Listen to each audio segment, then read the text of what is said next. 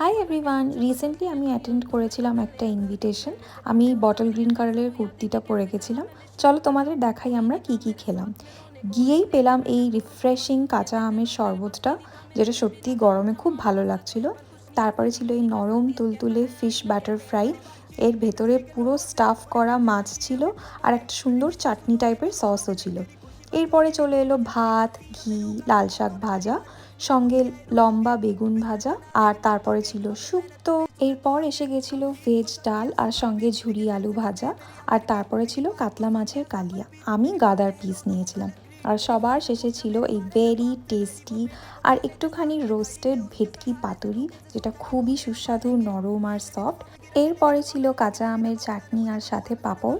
আমি মিষ্টি যেহেতু খাই না, তাই কোনো মিষ্টি আমি নিইনি। ছিল রসগোল্লা, সন্দেশ, আর লাস্টে ছিল এই পানটা। প্রত্যেকটা খাবারের টেস্ট কিন্তু দুর্দান্ত ছিল।